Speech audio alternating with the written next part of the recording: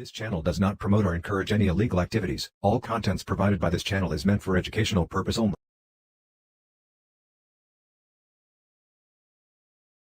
Let's have a little bit of this. I got the big Bob Marley joint. Look at this. Here, try this.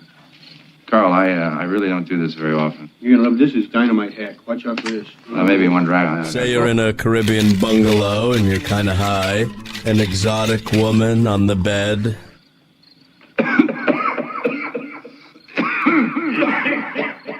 It's a little harsh. Now, is she just the high-priced whore you asked for? Or is she an assassin? Here. Cannonball. Oh, here's room service. Who ordered champagne? How should I know? Exactly. You're baked. You can't remember. And then one more of these right on top of Cannonball. Cannonball coming. Point is, you come out of the John waving this around, nobody's gonna bug you for a tip.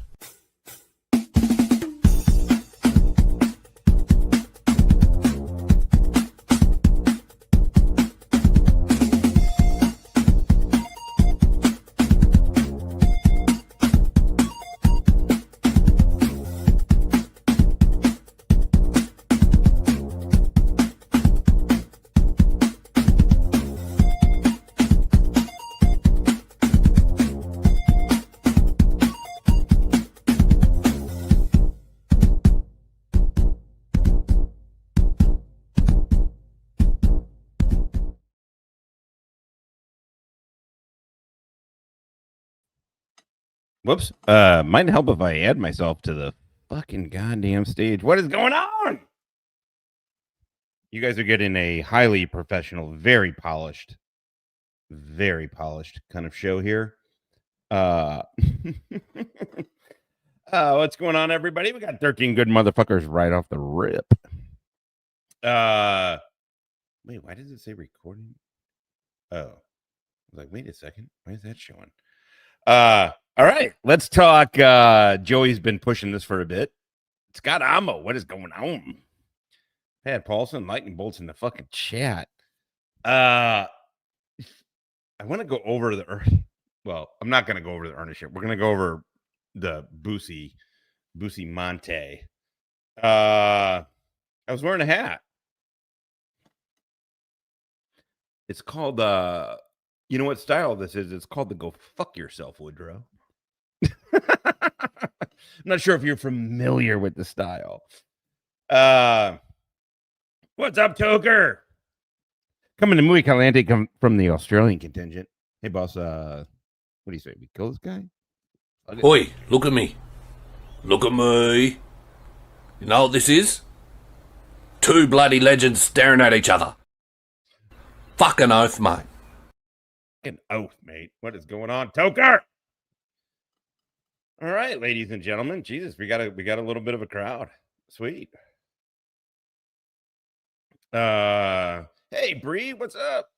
Always like seeing Bree in here. Shh, don't tell her I'm just kidding. What's up, Bree? All right, let's watch this shit here. God damn it. God damn it. I'm not sure if everybody's aware here, but everybody hates Joey Simpson. These are facts. Fucker. All right, let's get into it here. Okay, so this morning, well, here, I'm going to play this first. So this morning, I can't believe how much Bustamante, this Bussy motherfucker, he is literally on every single podcast that ever existed, right? He got into Harlan Williams. Harlan Williams is a funny fucking guy. He's full of shit. All right, let's watch. Sorry. I'm not. Oh, I'm stoned. So watching the KU-MU game, Missouri versus Kansas. It's a big deal, border war game. Like it's out of control. I mean, if you look in all of the chat, I actually left a long comment, and I fucking went to go edit it on what we're about to watch. I left a long comment and then accidentally goddamn deleted it. Oh, it's so fucking annoying. To this guy. So he's got Danny Jones. He was just on with Danny Jones this morning or whatever, 20 hours ago. 1.1 million subscribers. I left a fucking long thing in here explaining why he is full of shit, but let's just watch it. So, which is not even your real name. do you remember? You were the first person to. Sorry. Bree coming to Muy Cali. Muy motherfucking caliente. Con Dios. Mi embraces gratis. Freelancer 37. This is Bree 15. Roger that, Bree. What's going on? Roger that. We are full payload today. Full payload. We are full Gatling, full motherfucking Hellfire. Perfect. Bree 15. This is Freelancer 37. We got a doofus and his fucking and her husband dug in like a tick over here. What do you say? You shake him loose, we'll bag him and tag him. Roger that. Bree 15, this is Freelancer 37. We have visual, your wings level, cleared hot. One of the girls.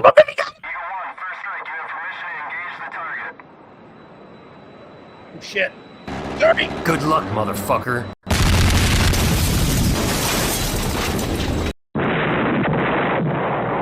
What are you gonna do?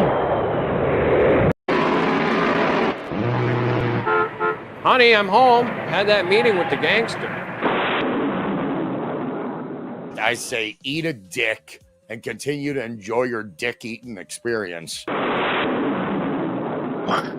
Bree 15, this is Freelancer 37. Ground team, good shooting. Ground team moving in. 50 cal is what we in the industry like to call live, motherfucker. Goddamn right. Doofus snipe in place. Take that motherfucking shot.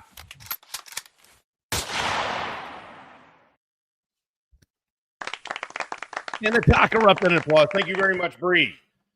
Goddamn, generous as always. Gayson, fuck this old fuck.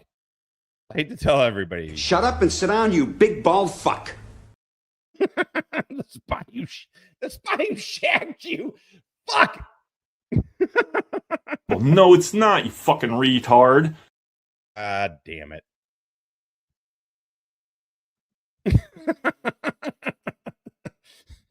Fact. All right, let's watch. Interview me of any significance. Like I did like little 15 and 5,000 person podcast back, but 2,000. Oh man. I mean, how dare it? I can't believe those fucking other vets. I'm a little surprised that the former action guy kind of believed his story. I don't know. I really do fucking I don't know. I really do struggle with. I mean, part of the reason I would not be, and I'm not a good interviewer, is I would be like, bullshit. I don't know, you know. Well, and let's hope that those that didn't also got one too. Thank you very much. Perfect. 1920 was the first time we spoke? No, 20 was the first time we spoke. I think. Maybe 21. I think it might have been 20. Yeah, Todd, trigger warning. We may talk about training. This dude may talk about training exercises. Beware, trigger warning. For 21, yeah. I was telling this story recently. Yeah. How everybody online thinks you're a CIA plant. Thanks to you. And that you're intentionally putting. By the way, I don't believe that he is. Because if he is, this is junior varsity as fuck. I don't believe it. I mean, who knows? I believe he got seed money. I believe he got seed money from something. But what? Okay, but here, more importantly than that, right? I'm going to be very fucking clear, and I think everybody fucking gets it. I was a federal intelligence officer. I was in the military. I was in the government. I worked at this shit. I am not a plant. I don't care if you believe me or don't believe me, or not believe me, but are influenced or whatever. It doesn't matter. All right, that didn't work right. No. putting out propaganda across all the podcasts on the internet. And I was explaining, like, people don't know the purely organic rise of Andy Bustamante. Matthew B. Cox. All right. Top just sent me all right, let's see here. Top sent his what we got from we looked him up. Top looked him up, not we. Looked him up in the DoD database. Let's see here. Top's gonna. All right, Top sent it. All right, so I'm gonna show you. I'm gonna show you what we got from DoD database. I don't like Bud Light. I like Busch Light, and you can go fuck yourself, Hanky. I mean, you know, fucking oath, but also fuck yourself. Fucking oath, mate. Fucking oath, mate. All right. Let's see here. All right, I'm gonna pull up what Top sent.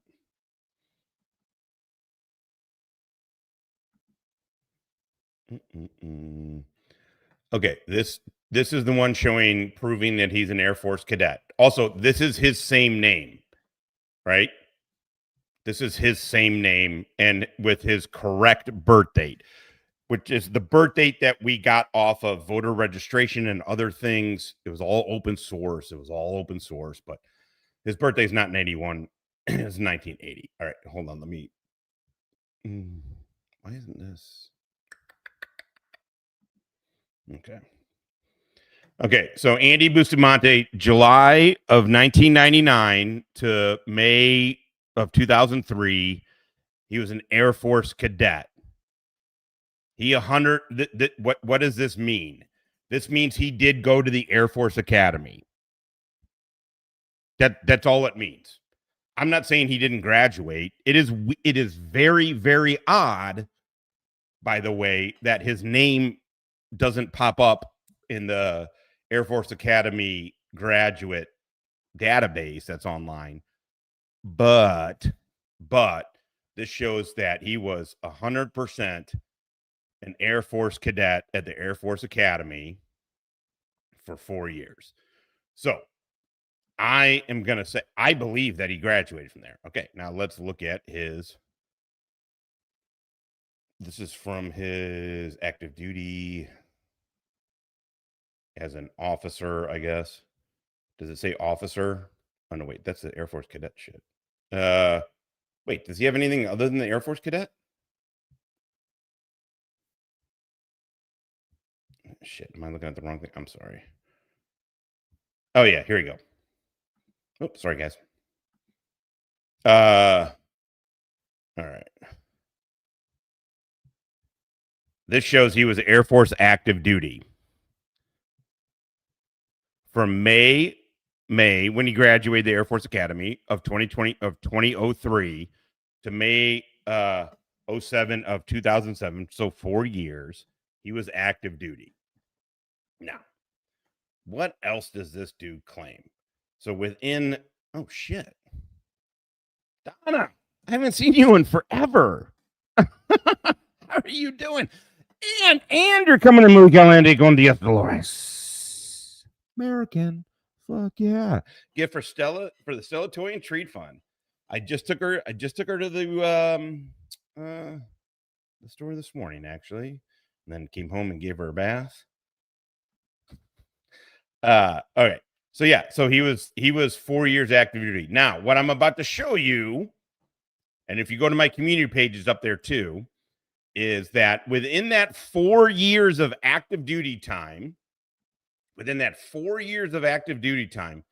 here's what he was able to manage to do. He was able to become, according to him, sorry, I'm pulling it up. I'm a little not ready. Dun, dun.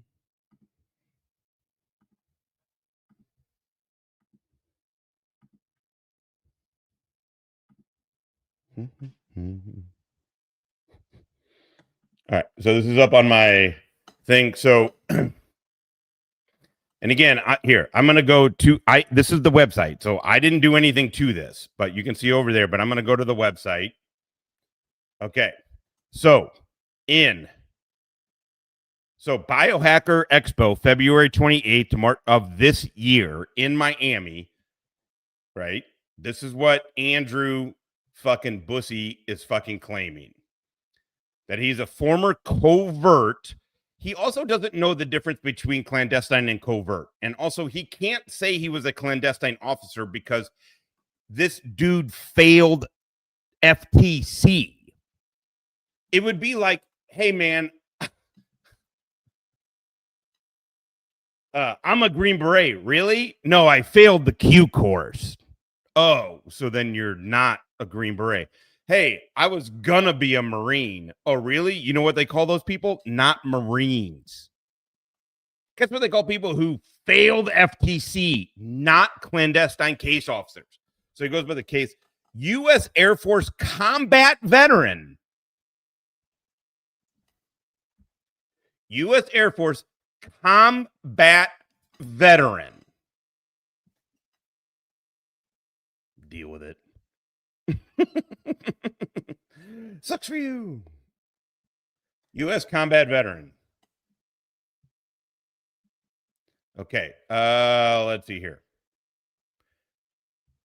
With a career that defined missions that involved, and again, I got a whole bunch of stuff here. We're going to show you that just this morning he said, by the way, this dude is probably watching this. I mean, literally, it's really funny for somebody who has big, he is really, he pays attention to what people say about him. I don't know. That's a great goddamn question. And not only to Iraq, by the way, but also to Afghanistan. You've only been to Iraq.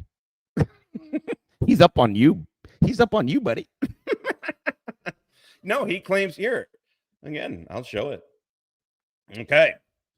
Andrew mastered the power of the mind, blah, blah, blah. Small town upbringing, right? We saw where he claimed he was born in Miami, raised in Miami. Becoming the youngest U.S. Air Force officer to command 200 nuclear ICBMs. Okay.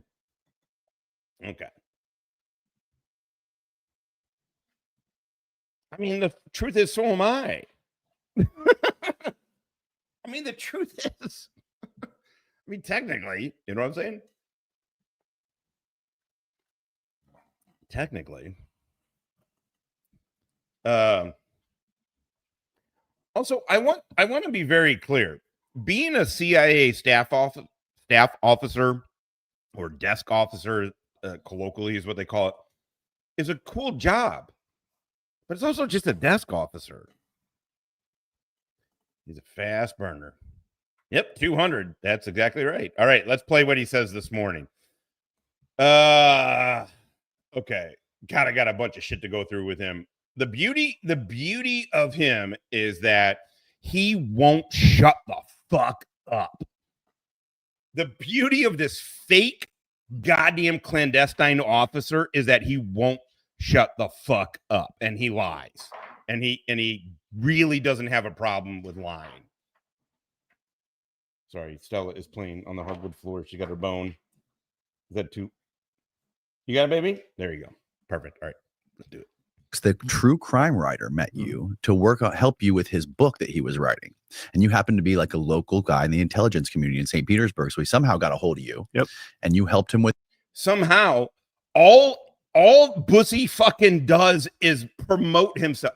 He is one of the most relentless self-promote. I mean, Tim Kennedy, Shrek does self-promote a lot, right? It's amazing. His book. Yep. And then he came on my podcast and he goes, dude, there's this super handsome CIA guy. You got to have him on your podcast. That's awesome. And this is before I was interested in any of this stuff. Why do I feel uncomfortable that Matt Cox described me as handsome? It's like complimentary. He was, because he also didn't see you as fucking real. Also, it is complimentary. Are you so insecure in your sexuality that you can't be called good look? Are you kidding? Look at me. Men call me good looking all the time. very over the top with calling you handsome. Like he could not stop talking about how pretty you are. Oh, Matt. And he was just like, dude. And then 6 months later, dude, have you called him yet? Have you called him yet? And then finally I called you and you showed up and you ended up being on all the biggest podcasts in the world after that. It was totally, it was not like the CIA was knocking down my door trying to get you on my podcast. It was supernatural. Yeah. You know, what's funny is Julian Dory actually did a whole section, a piece on why he believes I organically grew. Mm-hmm. Do you guys know who constantly has to tell people that they grew organically? CIA plants. Lola. What's going on? Why would you constantly have to say this? Me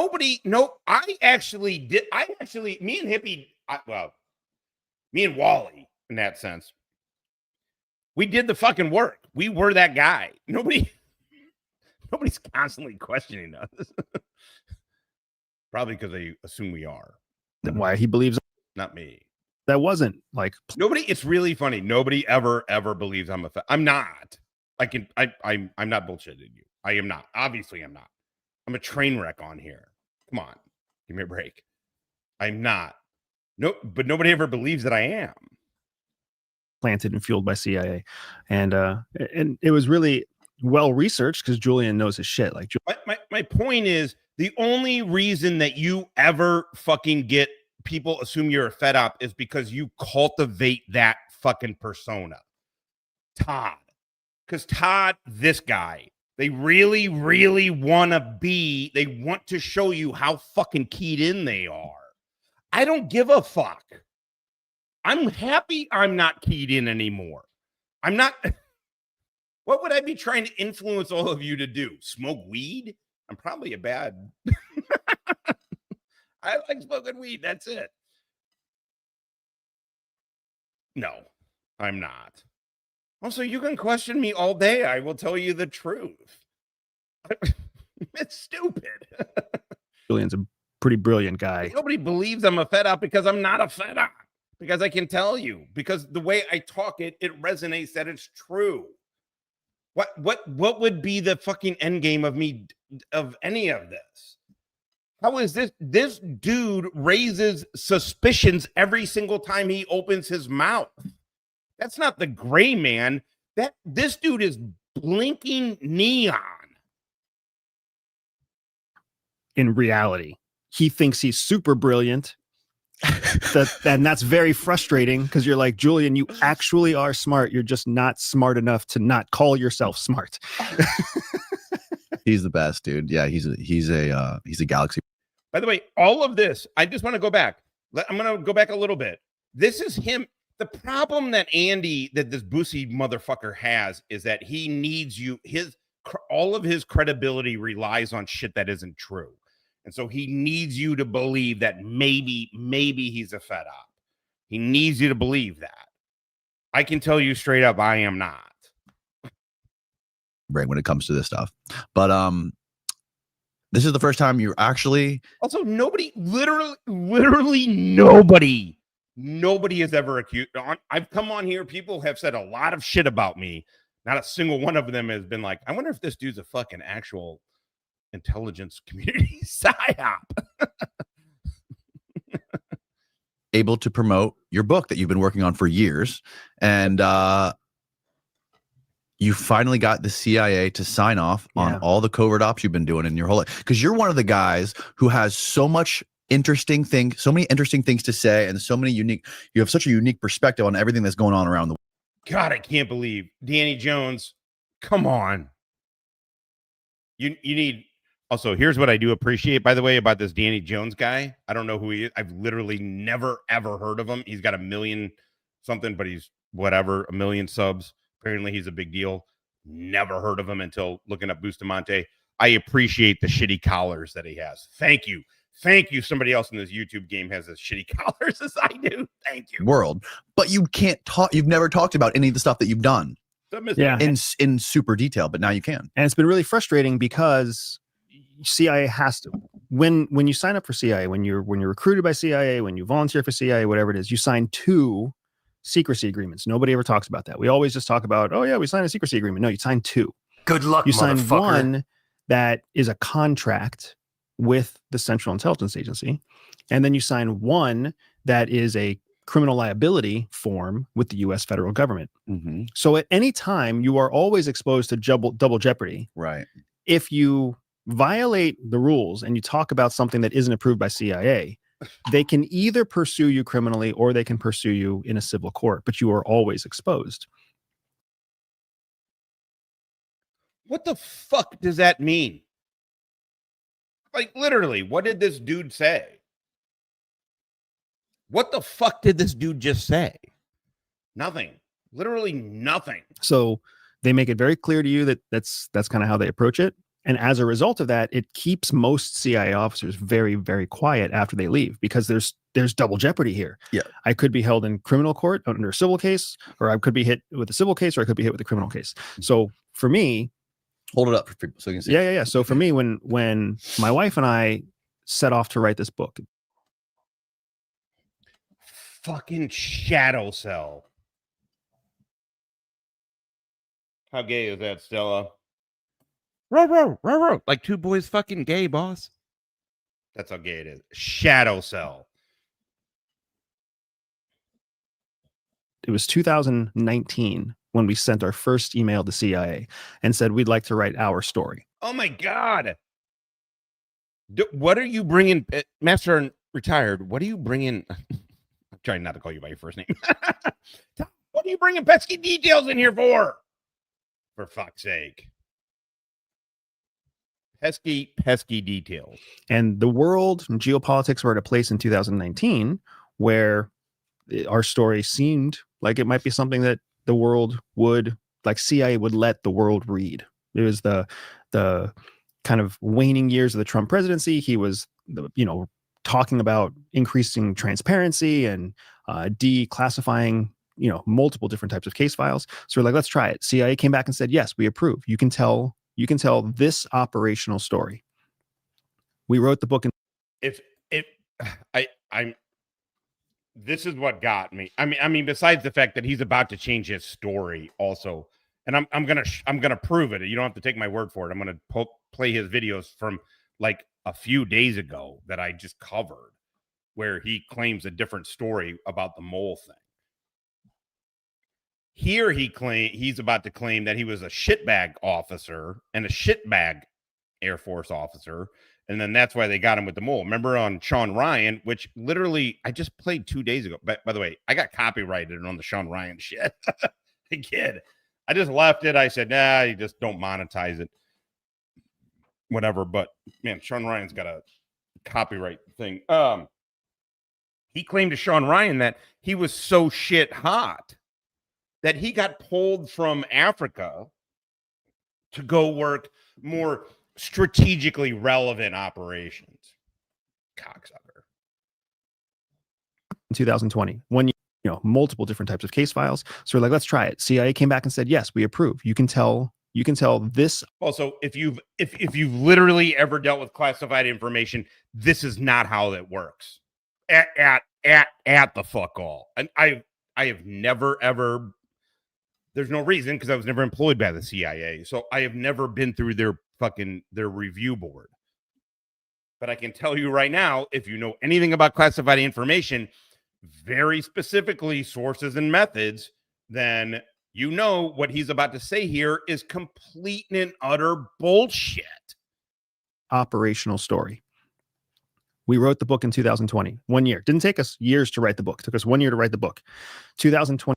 I to be honest, more than Tim Kennedy and more than Shrek, it really, really fucking feels like it illuminates some shit about Sean Ryan, that Sean Ryan not only accepted the I mean, these are clearly, obviously bullshit stories. Sean Ryan accepted it and promoted this dude. It makes you fucking wonder, doesn't it? I gotta be honest, I was never into Sean Ryan that much anyway, but I appreciate what he's doing. letting liars lie, I get it a bit, but at what point is it like he's not letting liars lie, he's accepting liars? We submit the manuscript to CIA. They would come back and they're like, "Ooh, this is sensitive. We're gonna need to put this through an advanced level." You were fucking. Oh, give me a break. you stacking wood again. Hippie with the stacking wood. Hippie with the stacking wood, and based off of Hippie's medical shit and his physicality, stacking wood usually means that's all he's doing. Fuck you, Hippie. Of review. 2022, Everybody hates fucking the Hippie. world turns on fire with the invasion of Ukraine.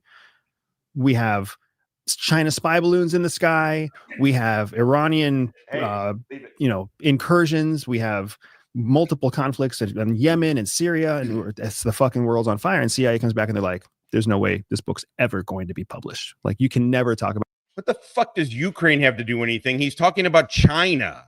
The fuck does Ukraine have anything to do with any of this? This is not how classified shit works, man. Yeah. I honestly, I don't watch them. I don't care. I don't even really watch any of the glorification of these. I watch anti-heroes sometimes because I like, I don't know. There's a vibe. But Sean Ryan, I don't watch Sean Ryan. About the operations in here because they're so relevant to today's intelligence collection operations. So from 2022, they basically said your book is classified. We still have the email. It was a ridiculous. Why? What world is this fucking remotely true in? The truth is, I think who's this guy? Danny Jones?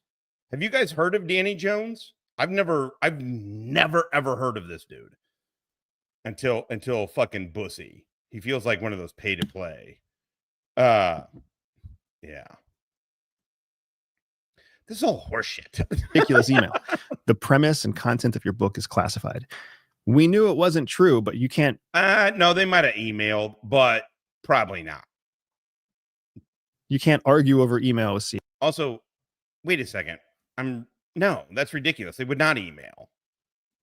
They would not email.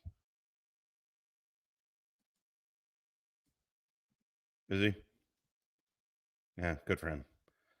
I wouldn't expect him to. The truth is, I wouldn't expect this guy, Danny Jones, to understand why this dude's obviously lying. And then he's had other people on who vetted, who said, "Hey, man, I vouch for this dude." The podcast world is full of fakes, man. Yeah. Lives are in danger. So from 2022 to today, well, basically 2022 to a year ago-ish, 6 months ago, we were just hamstrung. So the whole time that I'm talking online, the whole time that I'm kind of building our business and sharing my point of view on what's happening geopolitically, while all these people are accusing me of being fake, and then other people are accusing me of still being recruited, like still being inside CIA. Why don't you just say what the reality is? You're a failed case officer who was a desk officer, pogue motherfucker, for 7 years. And there's no possible way that you would have fucking had the time to do all the shit you're talking about. Just be clear with everybody. Nobody ever wants to believe the truth. There's nothing we can do to defend ourselves. There's no evidence that we can put out there because our hands are tied. No, this is absolutely false. And by the way, your military claims can be FOIA'd. So, like I showed you, Bussy, because I know you'll be watching this, because I've found out researching you is that you really, really pay attention to what people say about you online.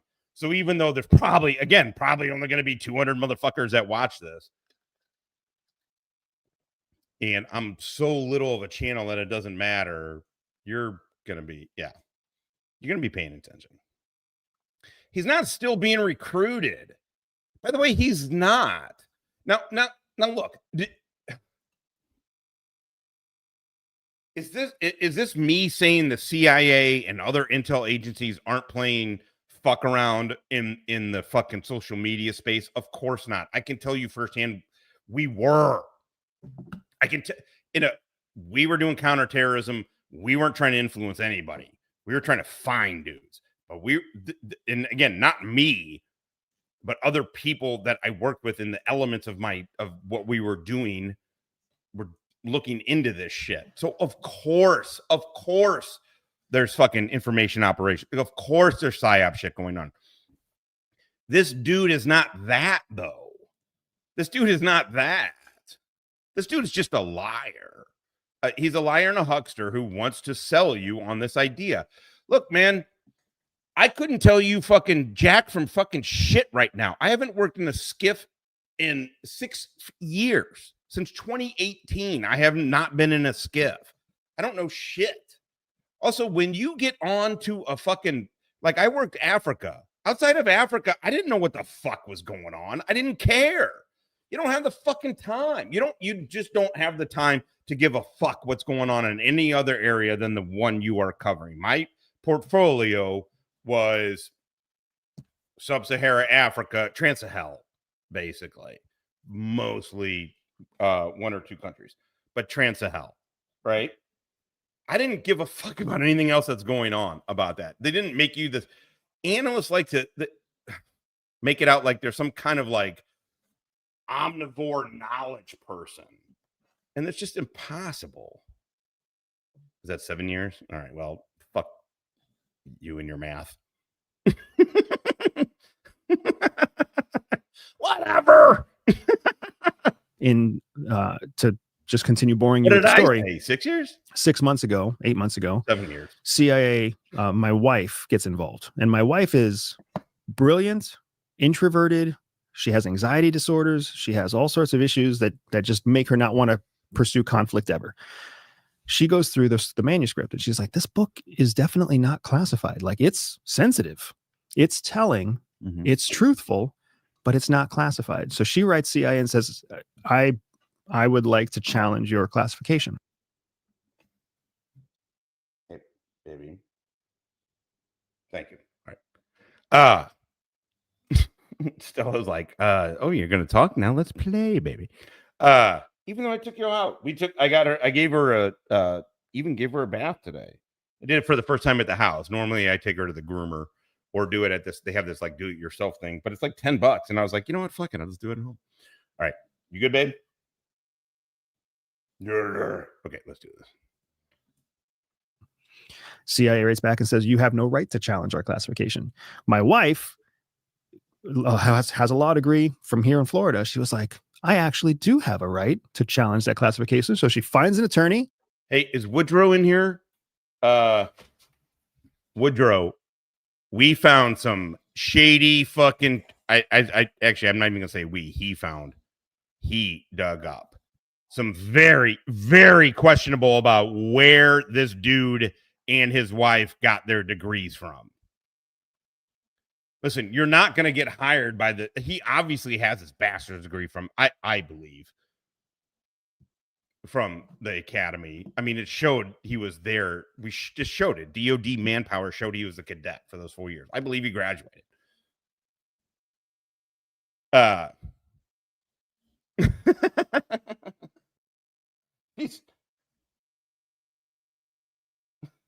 She's got 2 bones. Both the 2 new toys just sitting right here by her face. I don't know what you're protecting them from. Do you think I'm gonna go get them?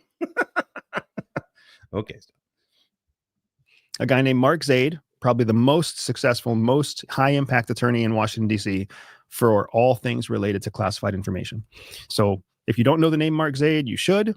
Super successful guy, and I love him to death. She hires What are you Mark. gonna do? Mark looks at our story. He can't actually look at the story because remember, CIA said it's classified. So he can't see. Okay. Holy shit.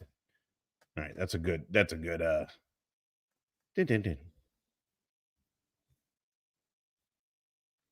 Holy shit, dude. He's whacked the fuck out on drugs. How is he is whacked the fuck out on drugs?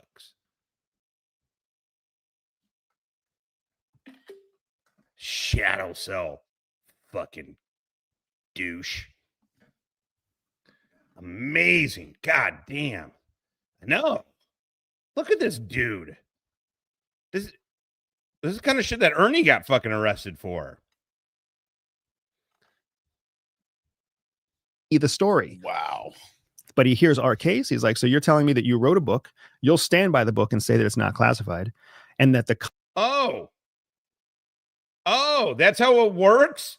You fucking moron. You know it doesn't work that way. I get to, hey, are you going to vouch that it's not classified? Of course it's not classified. What's going on, Spirit Hunter? What the fuck? Fuck you. Fuck you. No national security lawyer is going to be like, are you going to vouch that it's not classified? Oh, okay.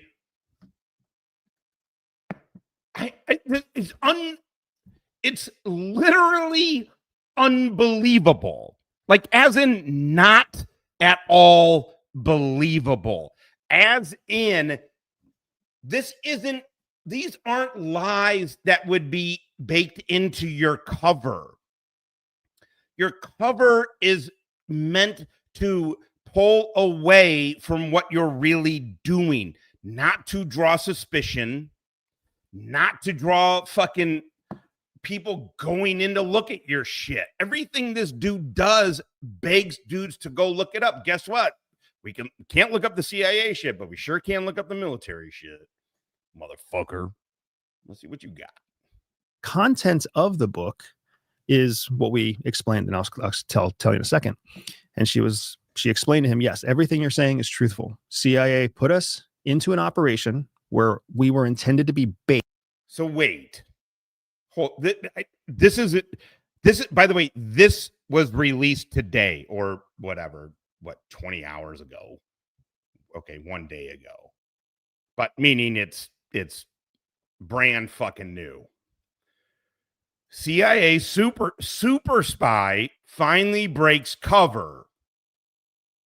I mean, this is all horse shit.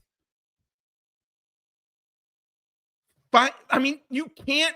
The problem with this dude is, the truth is, now that he's in my algorithm, dude, it's crazy. He goes on everybody all the time to sell himself. Fucking loser. 8 for a mole inside CIA, and they never disclosed to us that they were using us as bait. And he was like, oh, you got a First Amendment case. You can sue CIA for violating First Amendment rights if they don't let you tell your story. And that was all it took. And you sued CIA. My wife threatened to sue. She wrote CIA and said, we have a case for a First Amendment lawsuit against you if you don't let us tell the story. It took about... Oh my God. Again, look at these eyes. Holy shit, dude. Look at your eyes. You are on goofball. You are whacked out on goofballs, my man. You really look fucking whacked out on goofballs. Also, because his wife threatened, I thought he went through the lawyer. Did the lawyer threaten, or did your fucking wife, who's riddled with anxiety, as you say, as we're gonna listen to? No. I'm telling you, I unfortunately have been mainlining this dude. It's something that's fascinated me. I finally feel like, thank God, finally a Democrat for one thing. No, but I feel like finally it's like something that's really strictly in my wheelhouse. Like, and this is like bullshit. No, this is a lie. Thank you, Kelly, for bringing up a great point, by the way. Como siempre. How is it a 1A issue? Didn't he sign papers that said he wouldn't talk about it? Right? So it's not that he was... Oh, God damn it, man. He's not challenging the NDA, basically. This is an incredibly false story. From what I'm beginning to feel like as a drug addict. 2 weeks, and they wrote back, you're approved. No way. Are the checks still coming? I have signed these exact same NDAs, guys. I literally have signed the exact same goddamn NDAs. Now, if I started telling you about certain shit, yes, it would be problematic.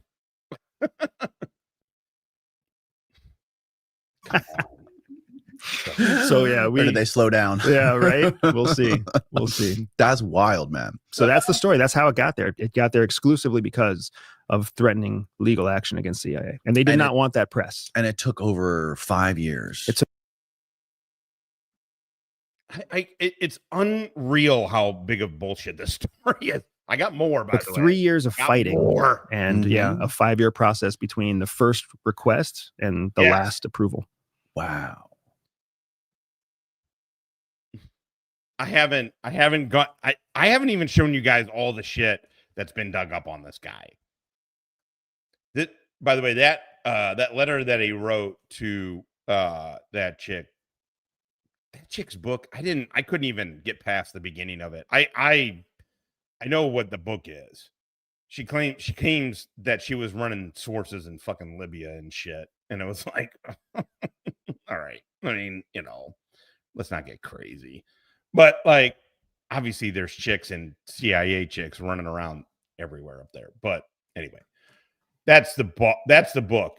But what's interesting, Woodrow, in that, because on his website, Everyday Spy, his open letter to this chick, that he said he doesn't say he graduated FTC. He said he was part of FTC, whatever number, I forget, 21 or whatever.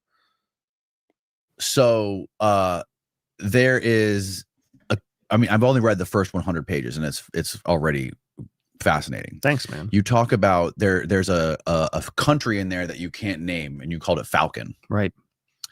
Can I guess what Falcon is? Absolutely. You're expected to guess. I would not show up here without expecting you to guess. Good guess. Every guess is a good guess, so I'll say good guess. So, can you lay out for people or give like a brief summary of like what happened and how you got into working in that country, and then what specifically you and your wife were doing, because you guys got teamed up? Okay, I'm going to play this. We're going to play this little bit here because this changes. I'm going to play you some other shit that he said just a couple of weeks ago that is different than this. I don't know what they care or don't care about, but I can say this dude's full of shit. Correct. Yeah. So, I mean, I'll start really brief, and I'll let you ask whatever questions you want. But in essence, my wife was very, very successful at CIA. She was a shit hot officer. That's just like I told you here at the end. She's when she gets involved, shit happens. When she gets involved, shit happens. Now, he's also about to tell you that she has very big anxiety issues that preclude her from doing shit, which obviously makes a great CIA officer, a great intelligence officer is riddled with anxiety. I was a fucking shit show at CIA, which is what's hilarious to me about all these people who accuse me of all sorts of stuff online. Like they've never heard the truth. The truth is I was a horrible CIA officer. I didn't play by the rules. I pissed people off. Like, no, you failed. I was not cut out for military or CIA. Okay.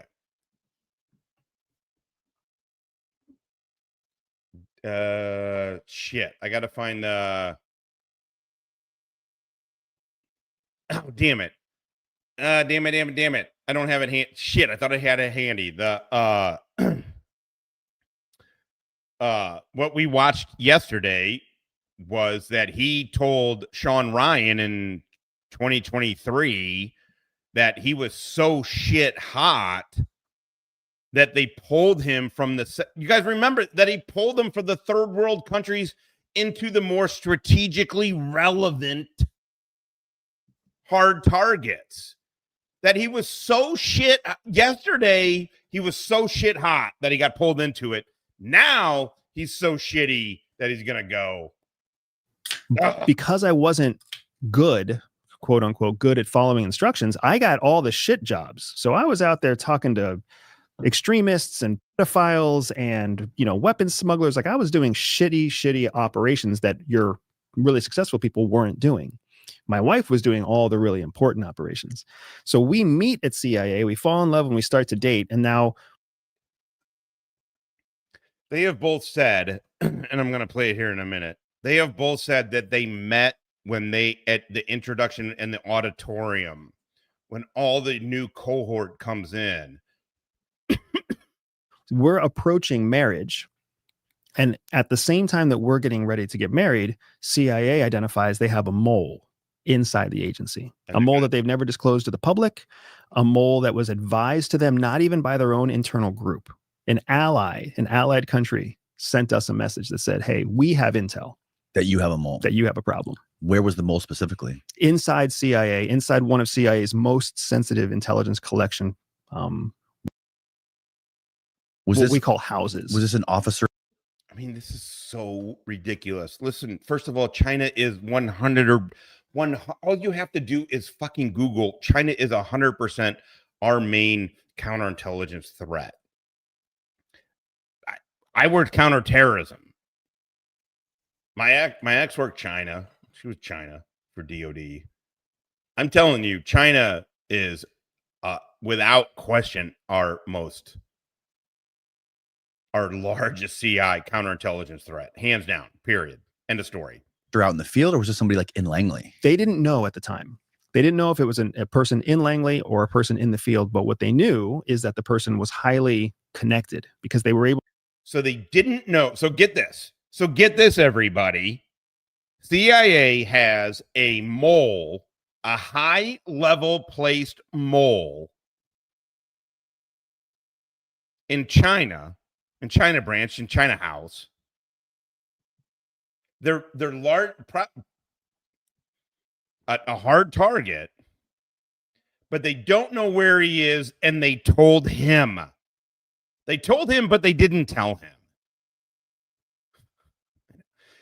It's unbelievable. I mean, it's literally unbelievable. Literally unbelievable. Literally unbelievable, everybody. Literally unbelievable. Able to get information that was of like leadership plans and intentions. It was a high-placed asset, high-placed mole. And this is. I was caught up in that because they got the fucking OPM, right? I was part of my clearance was renewing. They got all my shit. I was part of that. That was a big fucking deal. Big fucking deal. But that was a hack. That was a China hack. That did happen. Actually, all that, by the way, Freeman Press, that book that happened. Come to think of it, that happened way after his time. That was like 2014, right? 2013 when that happened. Because I was moving up to NSA because I was NSA material. Mm-hmm. Not really, but but our office was in there, so I had to go through all that. And yep, exactly. Yep. Yeah, that was after his time. Well, no, I guess it would have been right at the end of his time. That would have been right. Actually, would have been OPM. Yeah, it was right at the end of his time. Come to think of it, it's probably where he's getting the idea of it. Actually, it makes sense because he's getting the idea of the China hack. It was a big deal. All right, I'm going to let this play and take a leak. Is not the person you're talking about in the beginning of the book who ends up getting a private contracting job for a bank. That is the same person recruited. Okay. That is the person. So every case in CIA is encrypted, and we have a specific way that we encrypt. I wanted to tell everybody what that specific way was that we encrypt assets, but of course CIA wouldn't let me. Mm-hmm. So we use code names in the book to kind of give you a sense of that. So the code name for the mole is Scimitar. Mm-hmm. Scimitar is identified. CIA learns of Scimitar from an allied power that says, hey, you have a problem. You have an asset. You have a mole inside your agency, meaning a sworn U.S. intelligence officer is giving secrets to a foreign country. And the foreign country is Falcon, and Falcon is one of our largest, most strategic adversaries. You've made your guess. Other people have made other guesses. Largest, most strategic. Yes. So CIA has a problem. CIA needs to fix this problem, but the problem is magnified because how are you going to fight this mole? You don't know who the mole is. Can I ask you one quick yes or no question? Yeah. Does Falcon have nuclear weapons? Yes. Okay. There's a lot of nuclear weapons out there, but there's a lot. We'll keep narrows going. it down.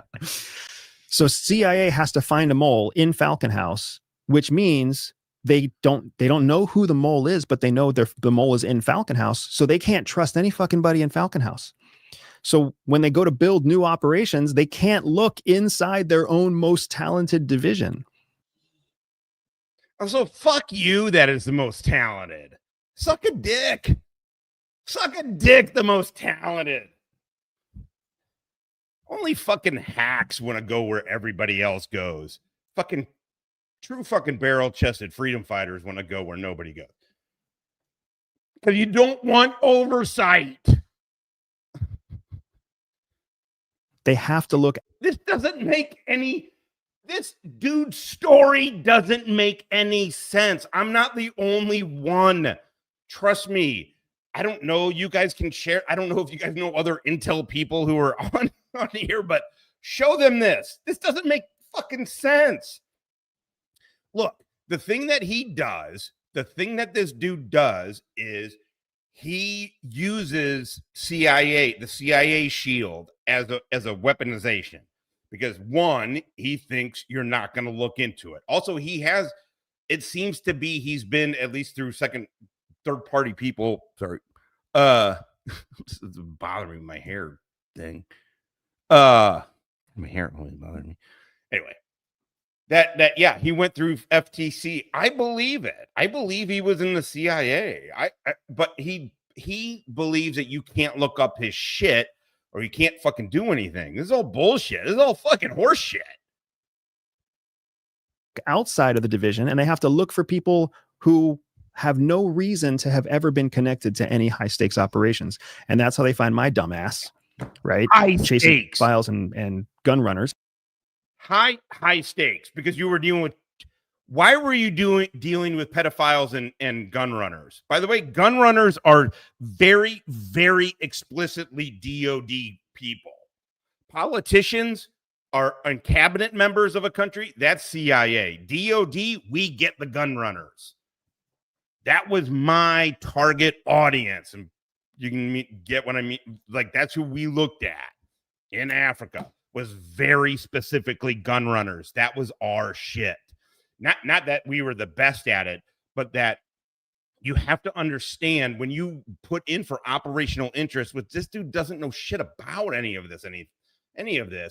When you put in for it, like if it's a politician, like say I met somebody somewhere, I'm like, I went OI on this fucking dude, and they're like, okay, well, that guy's a cabinet member. Like, congrats that you met him and everything, but no, that's not you. You can't even. We couldn't even target those guys.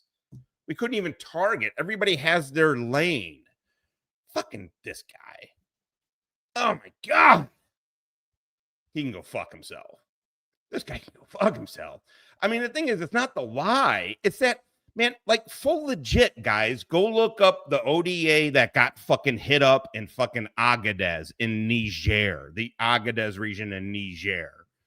It was a team that I'm not saying I knew those guys. I didn't know them from shit. In fact, I don't even remember any of their names, but they were going into an area in there. And I was one of the Army intel guys, the MI dudes that brief them before they go. They're required to stop in at the federal agencies.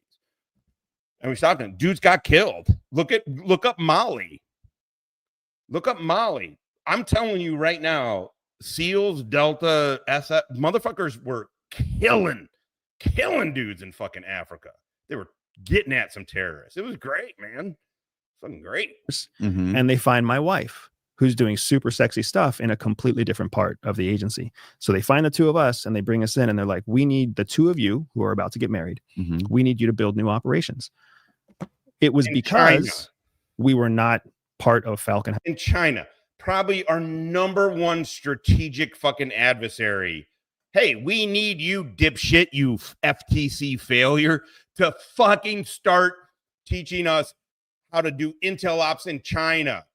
Therefore, there was a very low likelihood we were connected to the mole. There was almost no likelihood that we were the mole. So we were trustworthy because we were outsiders. Interesting. And you talk about using like Al-Qaeda style tactics. Can you Correct. explain that? Yeah. So CIA followed one very specific, what we call modus operandi, MO, for intelligence collection. And it's been the same MO since the Cold War. Basically, you send people in to a country, they make friends, and they steal secrets. And then all of those secrets go through a big bureaucratic funnel all the way to the top of the agency, where they're then added to the president's daily brief and briefed to the president. That is not how it worked. One of my biggest, I'm about to brag, stand the fuck by.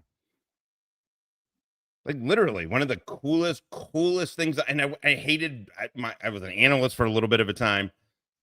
I didn't like being an analyst, but I got into 2 presidential daily briefs literally because I was looking at a country in Africa that nobody else was looking at. It was like 4 of us. 3, 5, 5 of us. One of them was Wally. It was a multi-agency thing, but there was only like 5 of us. Yeah, Africa was the shit, man. And Bo never heard of them. You know as much intelligence as you have a need to know. But as you go up the chain of command, the people at the top of the chain of command have the most need to know. So they have the full picture. So the higher you get in leadership, the more vulnerable all the operations of CIA are, because if you become a mole, you have access to everything. This is literally ludicrous. This is fucking ludicrous. This is a high schooler's level of knowledge about this. Is ridiculous.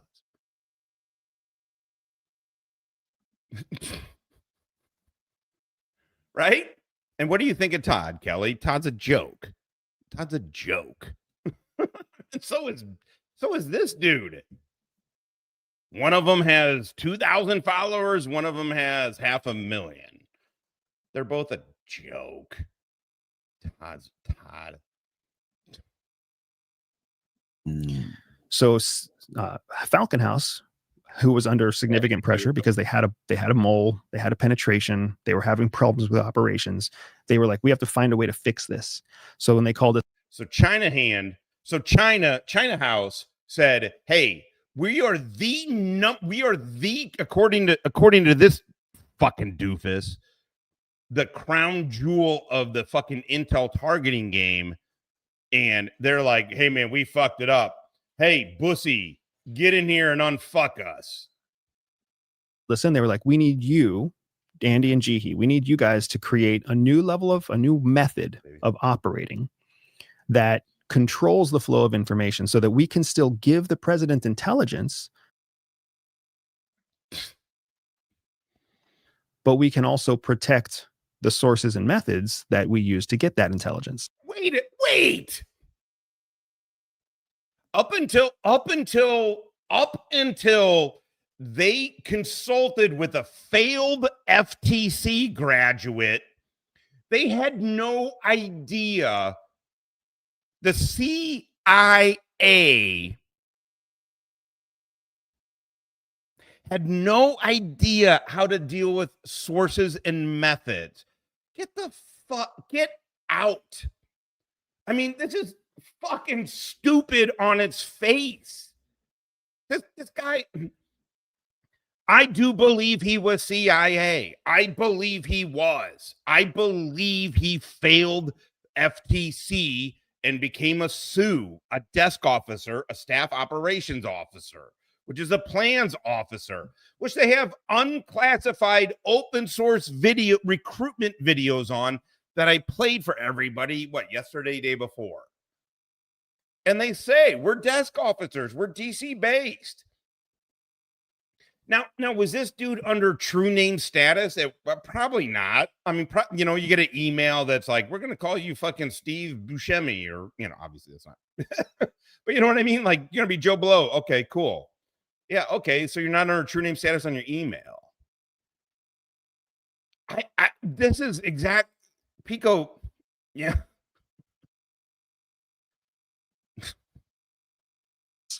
That's like an impossible task.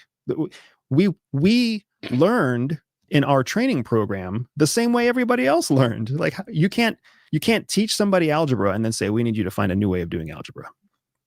I can't even conceptualize it, right? So when they sent us on this operation, my wife and I were sitting together. We were like, how the fuck are we going to do this thing? Like, I assumed we were sent on an operation just destined to fail. Like, there's no way we're going to succeed. What was the operation? You're about to say in here that you didn't even know the operation was against a mole until later. But right now you're saying the operation is against a mole. And why in the fuck?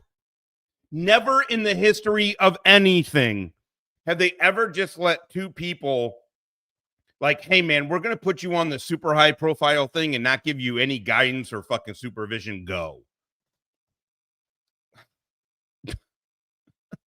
I'm already a fuck up. Now they're just ruining your career too. Yeah. But my wife was like, no, they must have sent us for a reason. We must be smart enough. We must be good enough. And so there were lots of fights over dinner where I was like, we're just here to waste our time. And she was like, no, we're here to make a difference. And then it struck.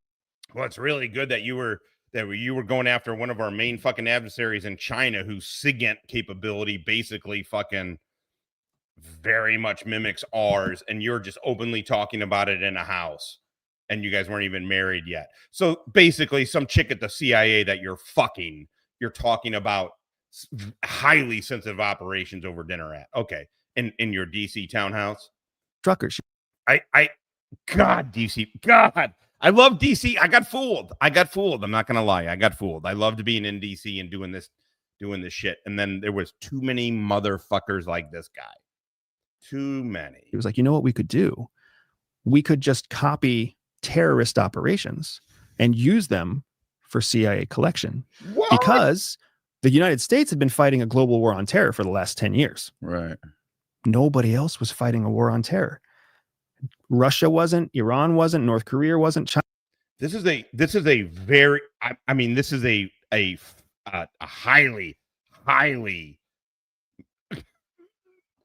fucking fundamental misunderstanding of geopolitical fucking events. Motherfucker, Syria? Where was Russia in Syria? Or did you not know about that? How about China and Africa? Anybody who looked at China or Africa or both, and I knew a lot of people that did. This is annoying. China wasn't nobody. So what we had learned from Al-Qaeda was basically our intellectual property. Nobody else had learned anything about how they operated. So this is unbelievable until you and your dipshit, high anxiety, fucking can't handle, freak the fuck out over training op wife. Nobody understood. Bustamante, bring it in. Motherfucker, I was in a course called Mirror Image before you were doing any of this. And this was to teach you, train you, and mimic you going into an Al-Qaeda training camp as a foreign fighter. We weren't allowed to use names. You get a kunya. You got to fucking ditch all your clothes. You're in fucking full dished out, all of it. You're not supposed to tell private shit to your fucking, even your cell guys. And you get broken up into operational cells. And then by day, and all the instructors are teaching you as if they're all CIA guys. They're teaching you as if they're terrorists, though. As if they're terrorists. And so when they're talking to you, they're not talking to you about like, hey, this is what the bad guys did. This is like, hey, this is what our brothers did. It's fuck you. Not you, Pico. I mean, you two, just in general. Just in general. No, but fuck this guy. Fuck this guy for acting like nobody knew shit before he fucking came along. Could mimic terrorist cell activity and essentially be a brand new threat. We literally, one of the dudes who was on the Abu Zubaydah hit with John Carricow was one of the instructors for this course. One of the guys on that hit in fucking Pakistan, early days. Go look it up. What? Unbelievable. Threat to all of our enemies. Whether we're right or wrong, me and you make decisions every day. But with Price Picks, when you get decisions right, you can get paid. Don't miss the excitement. Don't gamble. Oh, the way to go. $5 line. Your first, like, transferring information. It's good to be right. And what about, like, transferring information? And, like, because I'm assuming if there's a mole, you don't know where it is. You don't know if it's in the field, if it's outside Langley, if it's in the office, it could potentially have access to, like, cables coming in and stuff like that. Exactly. Just again, let's think about this. If you've ever been around any intel and especially counter intel guys, do counter intel guys tell you the whole fucking story? No, they're annoying because they always suspect everybody. They're annoying. Exactly. So like, what process do you even take to sort of, like, A, protect information so a mole can't get access to it and you don't even know who the mole is, right? And B, find the mole. So once we identify, not gonna lie, I feel like I'm on the verge and I pull it back. Inconceivable. Every single time I think about it. What does he say? Never trust a Sicilian when death is on the line. identified that there might be something to the decentralized process of terrorist operations. It's really important that you understand, at least superficially, how a bureaucracy works. I think we all know how bureaucracy works. If you've been to public school, you know how fucking bureaucracy works, right? By the way, this isn't classified. I was part of a team in 2009. I've talked about it. We went down to Mexico to train guys, and guess what? We were using counter-terrorist fucking targeting techniques for fucking drug guys. We knew how we couldn't always get in front of it, but we knew how they worked, generally how they operated. I should say bonkers. Right? President knows, or the principal knows everything. The vice principal sucks the principal's toes, and then everybody else is fucked. That's basically how bureaucracy works everywhere. So when we had the way terrorists work is the principal doesn't know anything except an attack has been successful.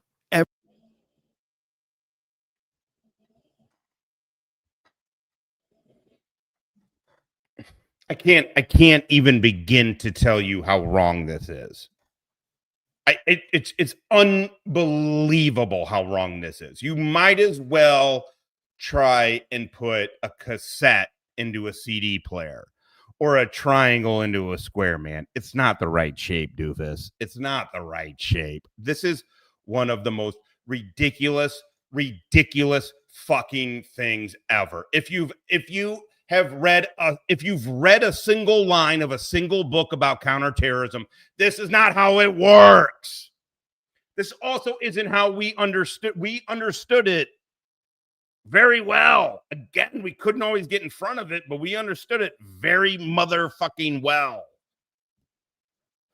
Fuck, this is ridiculous. Everything about the preceding decisions for that attack, they don't know about. Oh, really? Because the principal knows he's target number one. Osama bin Laden knew he was target number one. So all he had to do was approve attacks. He didn't have to plan them.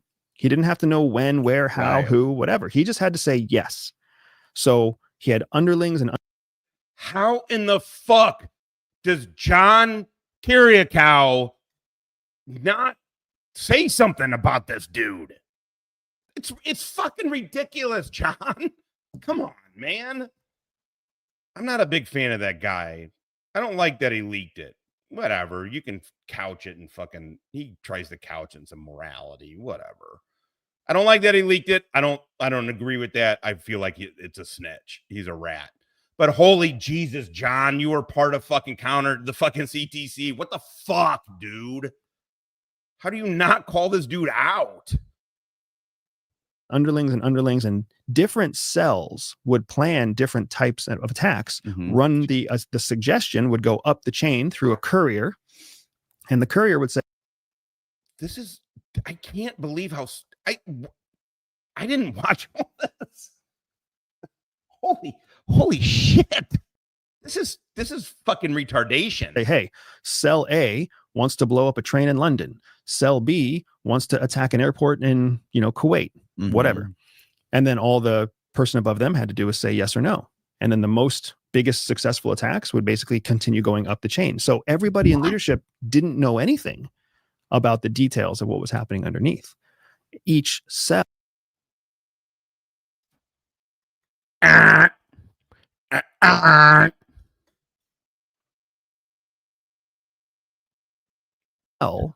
of 12 to 15 radicals, they were completely dedicated to their operation. You've heard of the term sleeper cell. That's what a sleeper cell is. A sleeper cell is a cell of people who know that one day they might be activated, but they don't know who each other are. And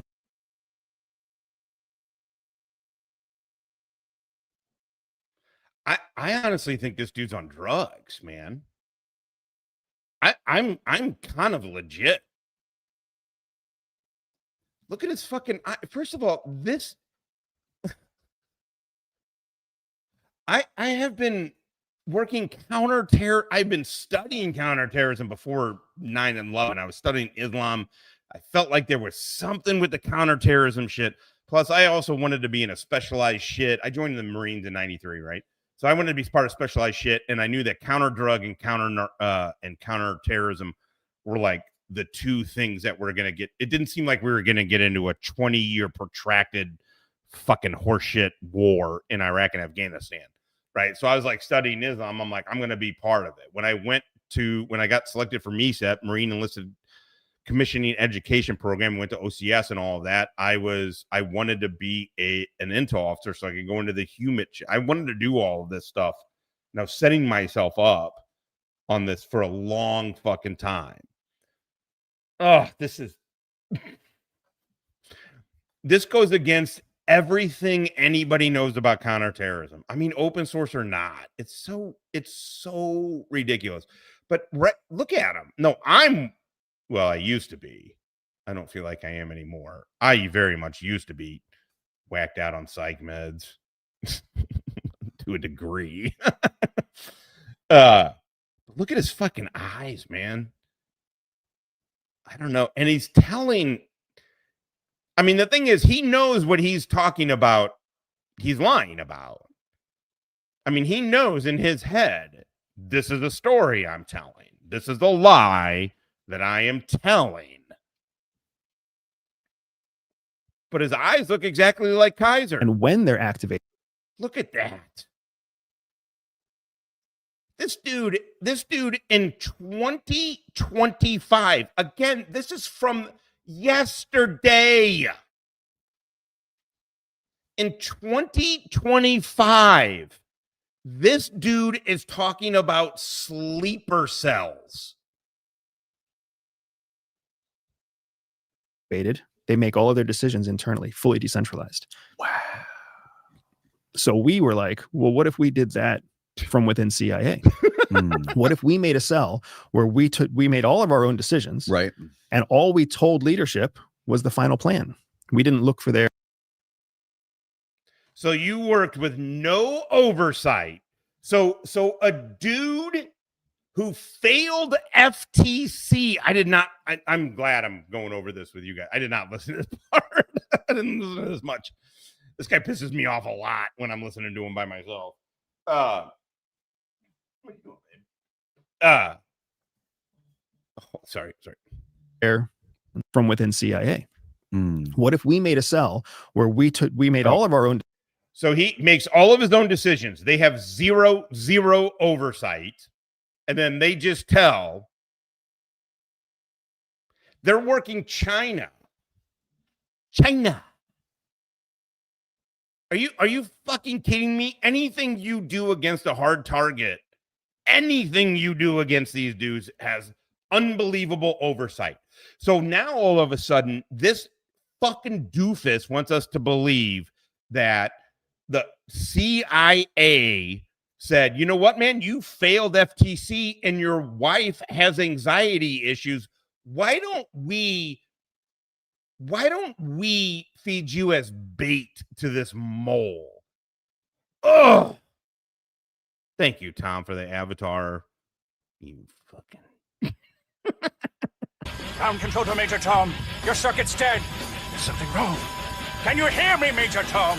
Can you hear me, Major Tom? In the end, I done some PCP. Take advice from fucking losers? Fuck that! I love the fuck out of cookies. What are you gonna do? What the fuck are you gonna do, Tom Donovan? Come on, muy caliente consigo mi embraces gratis. Shukran jazilan. However, you know the drill, dude. You know the drill. I don't care how much you try and bribe me. So we're Tommy, you ain't getting your TV back, and fuck you. He ain't getting fuck you, Tom Donovan. Thank you, Tim Donovan. Decisions, right? And all we told leadership was the final plan. We didn't look for their guidance. We didn't look for their support. We didn't look for their anything. We were just looking for their. Oh, I can't believe that. Jesus Christ. A CIA officer. Dude, of course you don't need what? It's so. It specifically says you don't need supervision in the shit you do. He's acting like. I mean, Freeman. I mean, come on. I mean, aren't you seeing this and feeling this and being like, come on. Come the fuck on. Their approval, basically. And then the way that that's a great way to stovepipe stuff. Correct. Keep it secret. And that's if you're trying to protect yourself against a mole and you don't know where that mole is. Yes. The stovepipe is the best way to go. And how'd you find the mole? The stovepipe is the best way to go. I don't know if you fucking motherfuckers heard that, but the stovepipe is the best way to go. Never go with a hippie to a second location. Ever. We didn't find the mole. So when we were put on the mission, we were told after we had gotten deep into it, we were told afterwards, hey, by the way, there's a mole out there and the mole is messing things up and we need you to fix things. That was a very important part of the story because had they told us there's a mole, you need to fix things, and we're going to use you fixing things as bait to bait the mole. Had they been transparent like that, we would not have had a First Amendment right because we would have agreed essentially. Right. So instead, our lived no, it's very much, which is the problem that I have to resolve and reconcile because it's not in a personal front against me. This dude doesn't know me. Yeah, well, that's happened too. Not experience made it like I'm a killer. Like I'm a fucking. I've been in fights. So that we didn't know what was going on, and there's no evidence, or else if there was evidence that they would have told us, then that would have not made it through the review board, right? And did the mole get caught? The mole ended up being caught as a result of not just our operation, but because of multiple other operations that were happening compartmentalized in adjacent to us. And so jumping to the end kind of a little bit, the mole was arrested, I think in 2019, possibly 2017.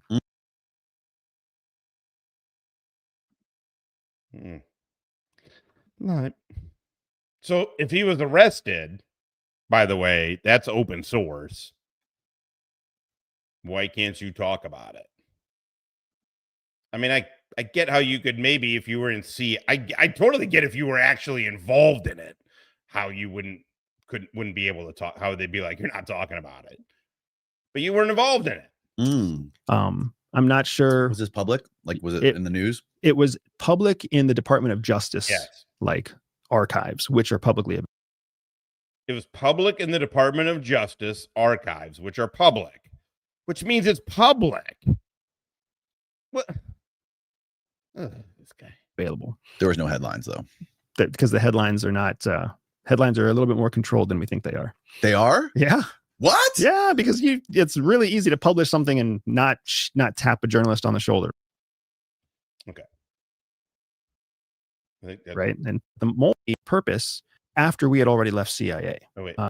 Not tap a journalist on the shoulder, right? And anyways, so the mole was ultimately arrested, but the mole was arrested after we had already left CIA. So we. Okay. So I'm going to go to this. This was five days ago. This is Bussy talking about the same operation. Team, like what were you doing in the enemy country? What was your objective? You were working as a targeted. Literally 5 days ago. To find interesting individuals, and then Andrew, you were predominantly trying to make contact with those individuals. Sort of. Well, because I couldn't, as the node of the cell. The node is a term that we're using to say I was the piece that was exposed to CIA. Tell him Derek so the mole, Savage, if the mole went hunting. So remember that. The mole went hunting. The mole would find me. I was the one that was exposed. Okay. So for me, it was important that I actually didn't meet with any of the targets that we had in Falcon. My job was to go to Falcon to start sourcing the information that she would use to identify those individuals. Like what? By the way,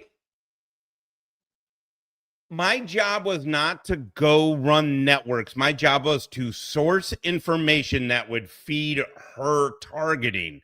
I was a targeting officer, intelligence community, Dominis Obis, trained and certified, source handler and targeting officer.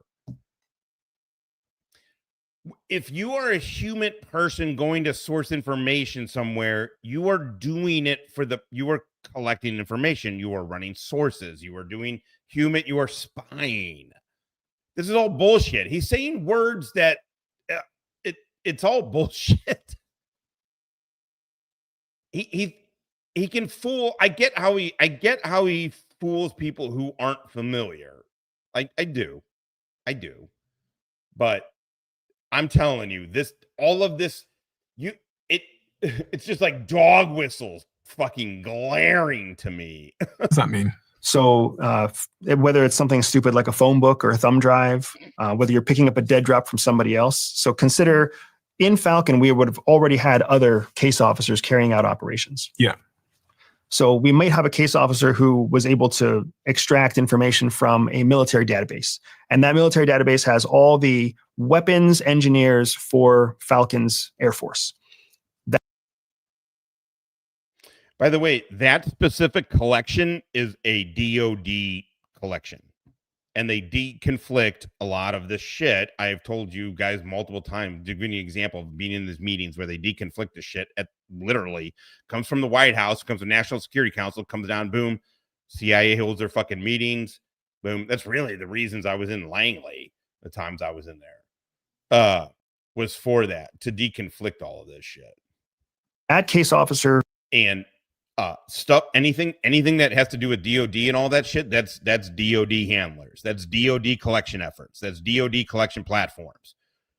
That means a lot. That is more than one thing. It's a big thing. I won't get too into it, but that means it's a DOD collection platform, meaning CIA don't go after sources with this stuff. You can't. Same way as we can't go after politicians. DOD couldn't go after I mean, you know what I mean. Like, you got to go after the shit that's targeting your information you're going after. That spy. Mm-hmm. That spy can collect a thumb drive. Yeah. And then they can put that thumb drive in what's known as a dead drop. A dead drop would be something that you hide anywhere in the country, in a city, wherever else. Like in a bush. Yeah, like in a bush. I would then go into Falcon and I would go to that dead drop site, the bush. So you go into the enemy country. Right. You'd go to the bush. And take the thumb drive and bring it back by our cleansing route to Wolf, where I could give it to Jihi. Jihi could then extract the information from the thumb drive, and now she has a list of all the engineers who are part of the enemy country's Air Force. Right. And then what you tell me here, Bussy, what's CIA gonna do with that? No! Punishing the audience. punishing. But let's go to this. Okay, so this is from July 2nd. He's on some weird Facebook thing. I don't know what it is. But this one he claims again to be a combat vet. So again, the reason I'm pointing this shit out too is just like this kind of shit showing this stuff is that he's currently claiming all of this shit. He is currently claiming all of this shit. All right, so I'm one of those people that grew up knowing I was going to join the military. I'm a first-generation American citizen, so there was a lot of pride. Hey, Woodrow, you hear that? It's a little different than what we've been finding, right? Hi, and welcome to Common Denominator. I'm Moshe Popek, and today we talk with Andy Bustamante. Andy is a former covert CIA intelligence officer, decorated wartime military veteran, and decorated war. Is that what he's doing now? Is trying to say wartime? U.S. Air Force Academy graduate. He's now a prolific Fortune 10 corporate advisor where he specializes in human and technical operations. Hi, Andy, and welcome to Common Denominator. I appreciate it. Thanks for having me here, Moshe. Yep. So, Yep, Woodrow. I know. Woodrow, I'm not putting everything. I haven't put everything out, but yeah. There's a lot. I'm not trying to dox this dude. Also, this dude has a lot of fucking followers, a lot of subs. It's punching up, So I don't want to start fucking around with like just putting out specific, not that Woodrow's asking me to do it, but what I'm just telling you is it was not hard to track down some shit on this dude where to let you know, it's like, if this is a cover, if he is, I don't give a fuck if he's running it and we busted it. Hint, we did not. But yeah, I don't know. I mean, did somebody fucking, I don't know, give him money? Who knows? go back in time, and I know you have a lot of history with military, but when did that spark interest for you? When did you decide, you know what, I'm going to go to the military? So I'm one of those people that grew up knowing I was going to join the military. My family, it was all veteran family. My cousins were all going military. My aunts and my uncles were all military. I'm a first generation American citizen. So there was a lot of pride in the 80s and 90s when I was growing up in going military. It was just a matter of whether I was going to go enlist or whether I was going to try to become an officer, if I would go to college and then go to ROTC. It was never a question of if, it was just a matter of when and how. I think what was interesting to me is I didn't know intelligence was a direction I wanted to go until after I started with the military, because as the military has always been so good at, it opens your eyes to opportunities that you otherwise didn't know existed. It's, in my opinion, active duty service is even better than college. And yeah, 100%. I believe he was CIA. I do. I believe he was a CIA desk officer. I do. I believe he didn't do shit. I believe he went to FTC. I believe he freaks the fuck out. Why would somebody who's operated covertly, as he claims, he's a combat decorated veteran from Iraq and Afghanistan, as he claims that he's operated covertly on every continent except Antarctica, but then he gets mad about Joe Rogan not wanting to fucking have anything to do with him, and then talks about his reading all the comments on social media. I don't know. No, I believe no. He wasn't. He wasn't FBI. He was CIA. I believe he was CIA. I believe he was a desk officer. I believe he went in as the CST, clandestine service trainee, CST, and failed FTC, Fieldcraft Training Course, or Operational Training Course, OTC. I believe he failed it.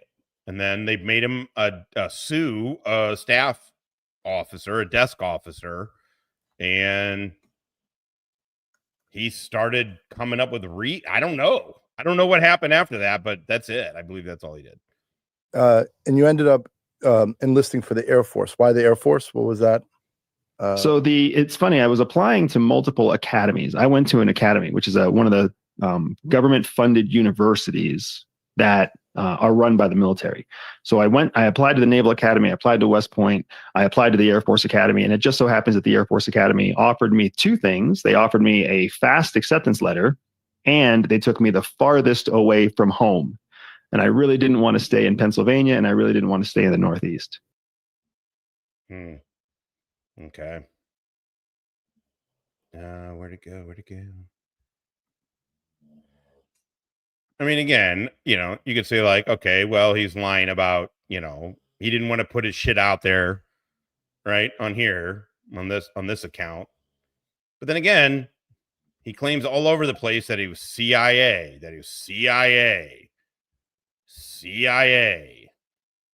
So I don't know. Why is he lying here? Let's see what he says here to a former action guy, Marine vet, actual Marine combat vet, Anglico. I'm one of those people that eats it up. It's just something I find it's really intriguing. So hearing you talk about your experiences in the CIA was awesome. I didn't know until later in the interview how you mentioned that you were in the Air Force as well. So I'd like to start there before we get into the CIA part and talk about what drove you to join the military and join the Air Force and go to the academy. Yeah, absolutely. I don't know if you know this, Justin, but right now the U.S. military is actually in a recruiting crisis right now. Oh yeah. It's a sad state, and I think the lowest recruitment numbers since the 1970s. What the fuck does that have anything literally at all to do with you joining the military? Literally at all? With like an all-time low in terms of survey results for young people, young adults interested in military service. So it's such an interesting time. Now, I joined the military. I'm from a military family. My dad was a tunnel rat in Vietnam. Oh wow! My mom was a communicator, old school Morse code communicator back in the late 70s, and she was with the Air Force. All of my aunts and uncles are former Army, former Marine Corps. Like, we come from a long lineage of military, and it was never a question in my mind that I would have military service of some kind. What was different is that everybody in my family was enlisted. So when the time came for me to answer the call, I had to ask myself, do I want to enlist or do I want to find a different opportunity? Do I want to go ROTC, ROTC, and go to college? Do I want to explore some other opportunity?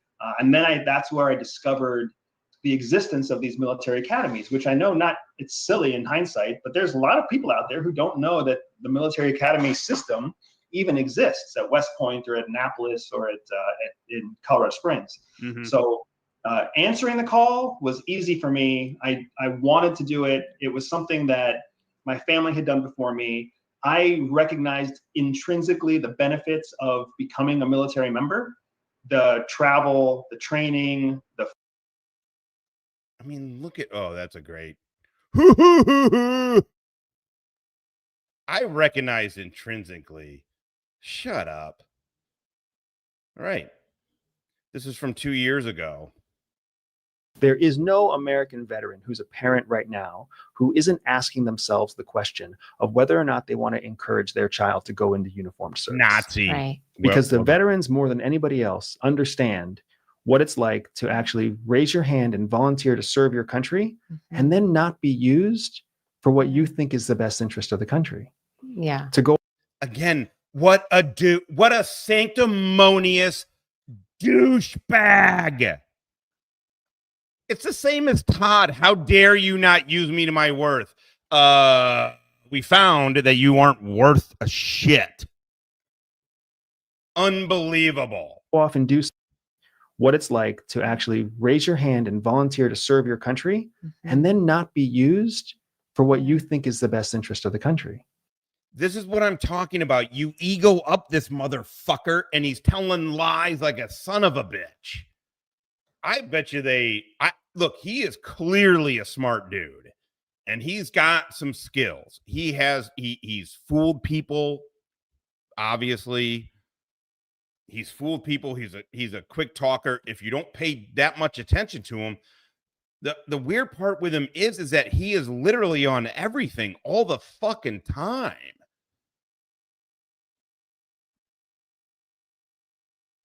It's unbelievable. Also, it's clandestine. He couldn't be either. Yeah. To go off and do something that's wasteful or silly. Like, think about the veterans who served in Afghanistan, only to then watch Afghanistan fall. You fucking claim that you're a veteran of Iraq and Afghanistan, dude. I don't know. Yeah. Right? Be nice if some bigger channel picked this up. But yeah, well, I don't see this guy as any different than Kaiser. I got to be honest. He's just a higher functioning scammer. That's all this dude is a higher functioning scammer. I mean, this is all horse shit. You don't even need to believe me. His own words contradict himself. And then Google searches you don't have to believe me. The guy's full of shit. Also, I believe he was CIA. And clearly we've proven through the DOD manpower database that he was an Air Force Academy cadet and that he did four years active duty Air Force. It doesn't say officer enlisted. I assume he graduated. He wouldn't have gotten into the CIA without it. You just aren't getting into the CIA without bachelor's. No matter what you think about a bachelor's, you just simply aren't getting in. So I assume he's got a bachelor's. He did. So by the time he went to flight school, and within 4 years, this dude went to flight school, failed flight school, went to nuke military officer school, which is, according to AI and Google, is 3 months. I'll take it at its word. It's 3 months, right? So you're looking at probably a year. By the time it's all said and done, flight school, PCSing to fucking nuke missile school. So a year. And then he said in 2006, he started applying for Peace Corps. So within 3 years, he did he also claims to be the youngest Air Force officer ever to be in command of 200 nuclear ICBMs. I just showed it. This guy's so full of shit. The veterans who served in Vietnam, who then saw the same thing happen in Vietnam. Yeah. And we've got veterans who have served now in Yemen and served in Syria and served in multiple conflict zones all over the world. I like that. Yeah. Right. And they're watching now and they're wondering now, do I want to encourage this continued family legacy of service? Mm-hmm. Because it's not what it used to be. Yeah. And I know your stepdad was a Vietnam vet and he volunteered. I mean, he was very young from what I understand, but he Remember yesterday? I can pull it up. I'm not going to because I don't. It feels like you go look at my shit from yesterday. It just talks about his mom kept remarrying. He said he had a completely different upbringing. I'm going to go back to his dad in a second here. None of this shit would be built into a cover story. You lying about shit is not part of a cover story.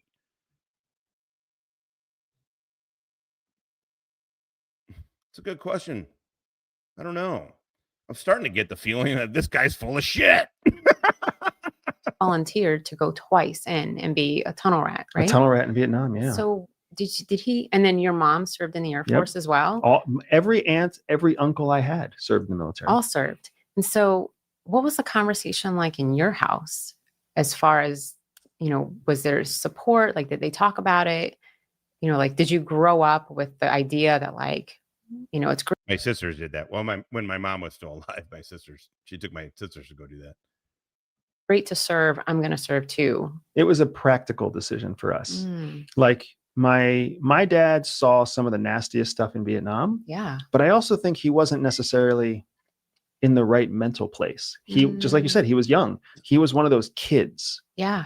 Who went off to war. And who knows what he thought he was going to see, but what he actually saw was not that. I still remember, like to this day, clearly, a Memorial Day event happening on TV when I was probably 13 years old, and my dad was watching it on television and then walked to the bathroom on the same level that we were in, locked himself in. I thought he was using the bathroom, and then I just heard him sobbing. Oh. Like the loud sort of adult sobbing that when you're a kid, it's like mind-boggling. Yeah. And Andrew Bustamante's cultural background is deeply rooted in Latin American heritage. He is of Cuban descent through his father, whose family brings a legacy of resilience and rich tradition from Cuba. Remember how I played in the interview when he said his father was killed in a street fight days before he was born? I'll pull it up. Here, I'll go back to this. We'll go to this, and then I'll pull it up. And you became, because I have a whole thought process on nuclear power, but you were and I want to get into that in a second, but you were a nuclear missile officer. What does that entail? Yeah. So the people who actually sit underground with the nuclear launch codes and the nuclear launch keys around their neck, those people are called nuclear missile officers. And that was my Air Force specialty code, AFSC. That Air Force specialty code is 13 Sierra. And there's only ever a few hundred 13 Sierras at a time. And even now, as you and I are talking, there are somewhere to about 80 to 120 men or women who are 100 feet underground in different locations around the United States with nuclear launch codes in a safe and a launch key around their neck. Wow. Just regarding nuclear power, because they have all this stigma, and I know France, I think it's something like 65% of their power, it comes from nuclear. I'm doing work. We're always looking for alternative forms of energy. Knowing what you know about nuclear. 1980. So what? I don't know. He's 40 something. Right. Yeah, he was born in 1980. Power. Are there enough redundancies that it's safe at this point? You're asking a great question, because anytime you're engaging in a nuclear force, you need to have multiple redundancy. By the way, what he's about to say means nothing. Also, this was from July again. Oh, yeah, I guess I already said it. July 2nd. So this is not that long ago. Is to ensure. But I want to go back to I want to, because this is going to annoy you. So this is actually what we were just talking about, where he's saying his stepdad was a tunnel rat. Let's see, but this is from 2 years ago. Sorry, Stella's trying to. I know, baby. I know. And I realized on that day that he carries that with him all the time.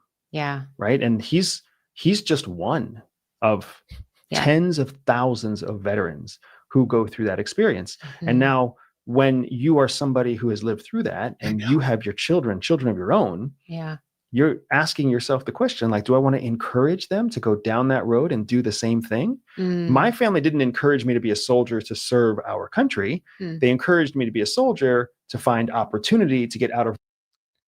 Have any of you guys ever, by the way, it's been verified that he went through the academy and that he was 4 years active duty Air Force. I've never heard Azumi call themselves a soldier as often as he. Yes, exactly. Earlier in this one, the thing is, he's got baby. Okay. Enough. Let me finish with these people. Let me finish with the people. Sorry. Rural Pennsylvania, because they were still too poor. They weren't going to be able to afford college for me. They weren't going to be able to do much of anything for me. Right. And my stepdad was one of those old school guys, because he was like 13 years older than my mom. Yeah. Who was just like, a man's got to be a man and you got to get out there and build your manhood. Right. So that was very much his mentality. And the way to do that was either get a job and get the hell out of my house or join the military and get the hell out of my house. Yeah. And a big part of why I joined the military was to try to win my dad's respect, which never really happened, because that's not what he cared about. He really just wanted me to get out and like be a man. Yeah. He didn't necessarily care whether I worked or enlisted or something else. Yeah. So But So yeah, I'm curious. I wonder, I don't know that I've ever seen any studies, but I wonder what the general motivations are for. God, how annoying is this cunt? Oh, you're so annoying, bitch. You are so fucking annoying.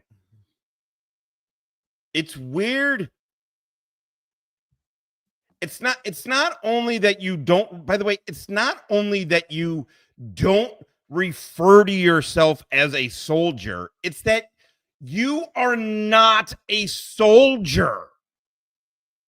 If you were in the air, it's the same way as if you're a soldier, you're not in the Air Force. You're not an airman. Whatever gay ass shit they call themselves. No offense, gay service. You know what I'm saying? It's weird, man. And he does it a lot.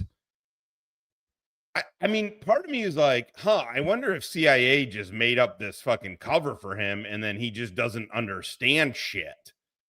It's like, well, why in the fuck is he on every podcast ever that was ever invented?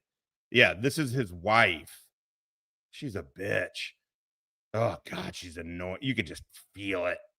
This I watched for you guys. This is the punishment I put in for you guys. I'm just showing you a clip of this larger podcast. This was I wanted to reach through my phone and be like, I want to choke slam the two of you. Service members who enlist or who go to the academies, like, what is the motivation that drives people to join the military? Because I feel like that motivation is important, right? Well, why didn't what? Hey, Stella, this dumb bitch thinks motivation is important. What? you join? Us, because my mom is Buddhist. So my grandfather was in the army, and everybody's so proud of his army service. So proud of his army service. He was an Army Corps engineer. Again, this is a dude.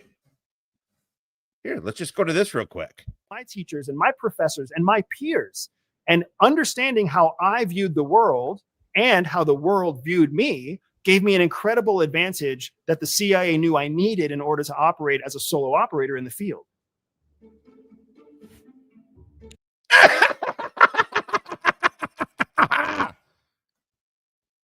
The joke, because you're a joke, dude. How does becoming a CIA agent impact your personal life? One area that's very personal to me that CIA really helped me understand was the area of personal relationships. When I was a child, one thing that's personal to me that CIA taught me is the area of personal relationships. Dude, if you are a plant, you are a terrible plant, and this operation deserves to be blown the fuck up.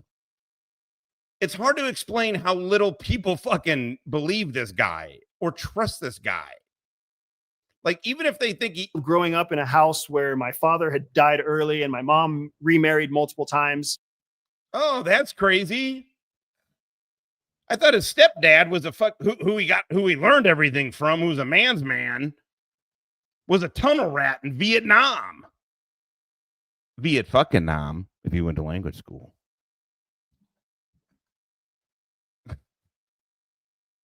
It is.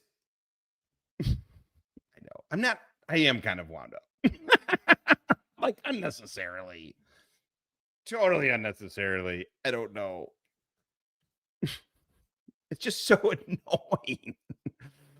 Also, it does make me feel like, man, it'd be funny if this was an op and to blow it the fuck up. It was very difficult for me to maintain and really invest myself into personal relationships. I didn't have a lot of friends. I didn't really trust my teachers. I didn't even really trust my parents. And I learned later on that when I became part of CIA, one of the things CIA asks all officers to do is sever previous relationships, to just cut them off, break them off.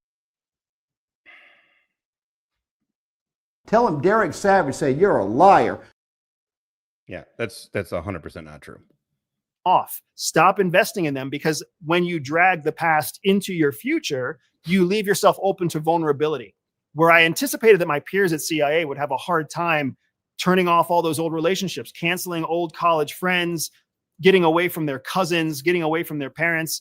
What actually happened is that we welcomed that invitation. And I was one of those people who absolutely welcomed an excuse to terminate all of my old military friends, to jump off of social media, to stop answering email, to change my phone number, to change my address, and not even tell my parents where I was moving to.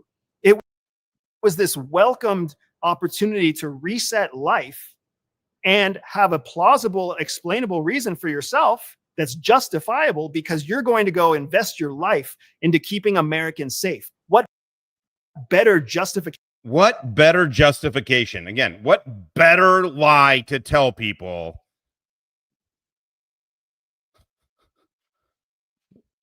What better rationalization is there for saying, I am done with my old life and I am starting a whole new life that nobody can know is real? I mean, unbelievable. Unbelievable. Sure, safety and security. But, whether you're talking about a nuclear power plant or a nuclear warhead, you've got two different types of risks, because a nuclear warhead is a stable warhead. The thing you have to worry about with that is decay due to maintenance, or the loss of what we call positive control. Positive control in the nuclear arsenal world means two human beings are awake, alert, and have possession of the munition. Sorry. Shit. Sorry. But he was gone, and he served during the Korean War, because my mom is Buddhist. So my grandfather was in the army, and everybody's so proud of his army service. So proud of his army service. He was an Army Corps engineer, but he was gone, and he served during the Korean War. Mm-hmm. I believe he went to Korea twice. I think he enlisted at the tail end of the Vietnam War. And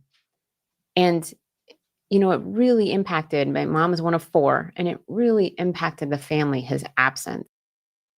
Oh, really? Oh, is that really too bad? Oh, well, what about this? I think what's going to impact your fucking family is you allowing your husband to lie. Andrew Bustamante. He's talking about these soldiers, which, again, it's very, very weird for an Air Force Academy grad with 4 years active duty to keep referring to himself as a soldier. It is odd. He spent the bulk of his military career specializing in nuclear ICBM operations. If you are military and this phrase doesn't bother you, you were in the wrong profession. After winning decorations in both Afghanistan and Iraq, he was recruited into the CIA's NCS. Okay. Mm-hmm. And they said that after he came back from Korea, he was no longer the same person. Yeah. They never got their same father back. He was never the same again. And I only knew him as my grandfather. So yeah, remember Andrea Sloan got it on video. He was like, "Oh, he doesn't show it." Boom. I was wounded. Sloan telling Kaiser and Kafar, "I was wounded in Iraq." And what did Kafar do?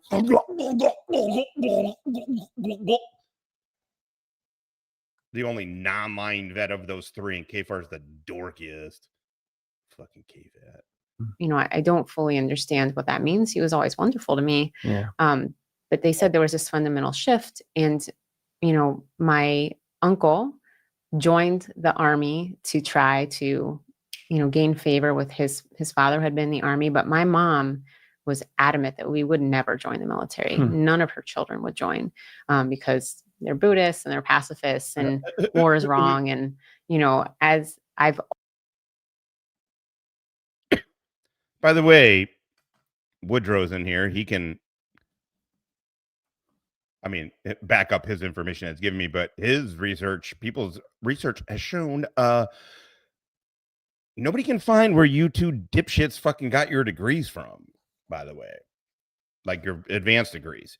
Age Progression app shows future Stone Vet, aka Josh Gotti. Tom Donovan coming in muy caliente with an ammo drop of 5 motherfucking seis. I like this woman. She got balls. I like that. What are you gonna do? I love the fuck out of cookies. Fuck yeah. But you know what? How about you navigate these nuts, motherfucker? That was my first. God damn it, where is it? Oh. So we're Tommy! You ain't getting your TV back! And fuck you! In the end, I done some PCP.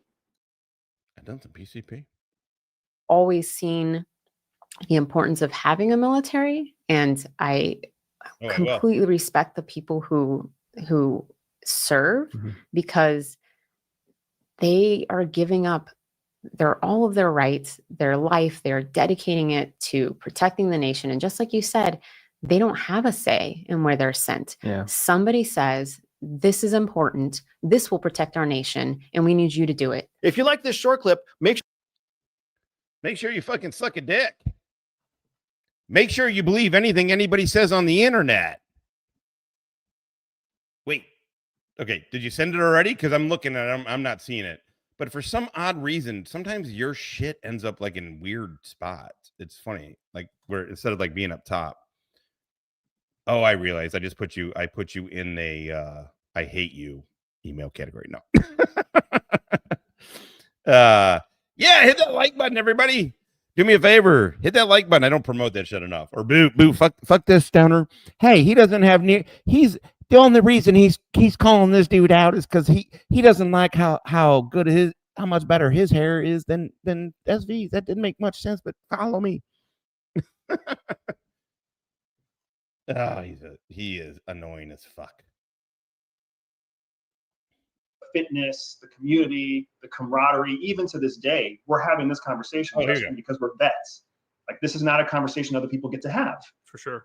That's what drove me in that direction. But it was me asking myself personal, what do I want to make of my life? That's what okay, hold on a second here.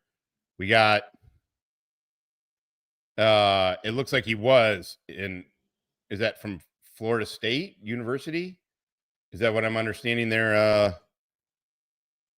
Oh, she is mentioned. Okay, so she got her JD then. She got her JD from Tallahassee. Good for her. Mine or his? Fact. I mean, and go look on my community page. I mean, Joey's got his hair pulled back into a ponytail, and he's saying this. Linda, what is going on? Where are we at here? All right, let's. drove me to choose the Air Force Academy and commission as an officer through that commissioning source. How difficult did you find it to be to like apply? Okay. We watched all that already. All right. Well, it is, we're at 2 hours. Perfect. We'll just finish it up there. I really don't have any. I mean, the thing is, there's so much to watch on this guy. There's so much. I mean, there's like endless because the dude doesn't stop going on podcasts ever about anything. So yeah, I think that's perfect. All right, we'll finish it there. I didn't have this as planned out as the other day. The other day I had notes and I was like, we're getting at it. Honey, I'm home. Had that meeting with the gangster. I love the fuck out of cookies. All right, let me fucking.